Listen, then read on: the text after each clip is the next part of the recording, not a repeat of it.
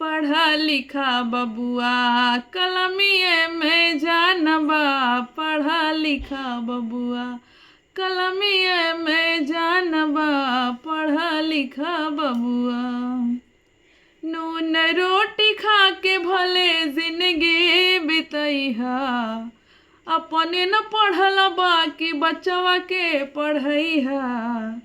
पढ़ लिख के ही केहू बनल महान बा, पढ़ा लिखा बबुआ कलमिए में जानबा, पढ़ा लिखा बबुआ कलमिए में जानबा, पढ़ा लिखा बबुआ। तूहू त रोज भेज बबुआ के स्कूलवा, इहे बबुआ पढ़ के करिहे रोशन तोहर नमावा। तूहू त रोज भेजिहा बबुआ के स्कूलवा, इहे बबुआ पढ़ के करिहे रोशन तोहर नमावा।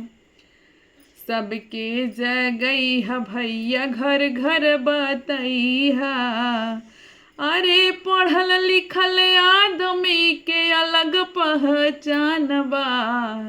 हाँ, पढ़ल लिखल आदमी के अलग पहचान बा, पढ़ा लिखा बबुआ कलमिए में जानबा, पढ़ा लिखा बबुआ कलमिए में जानबा, पढ़ा लिखा बबुआ।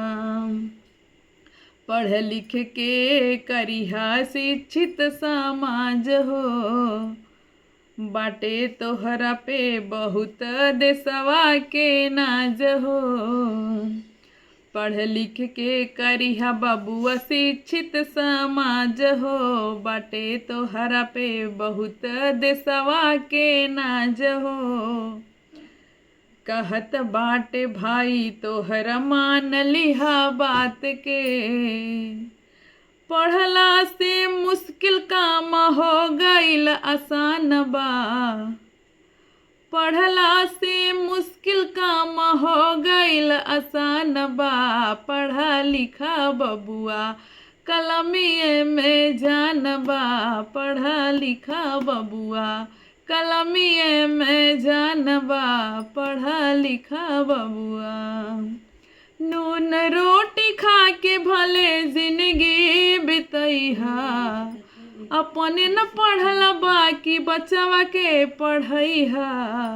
पढ़ लिख के ही केहू बनल महान बा, पढ़ा लिखा बबुआ कलमिए में जानबा, पढ़ा लिखा बबुआ कलमिए में जानबा, पढ़ा लिखा बबुआ। सो फ्रेंड, गीत कैसा लगा आप लोग कमेंट में ज़रूर बताइएगा। और आप सभी का बहुत बहुत स्वागत है कंचन लोकगीत चैनल पर। और अगर फेसबुक पे देख रहे हैं तो जल्दी जल्दी फॉलो कर लीजिए, चैनल पे देख रहे हैं तो सब्सक्राइब कर लीजिए। और फिर मिलती हूँ आप लोगों से अगले वीडियो में अगले गीत के साथ। आज का गीत हमारा कैसा लगा आप लोग ज़रूर कमेंट में बताइएगा। धन्यवाद।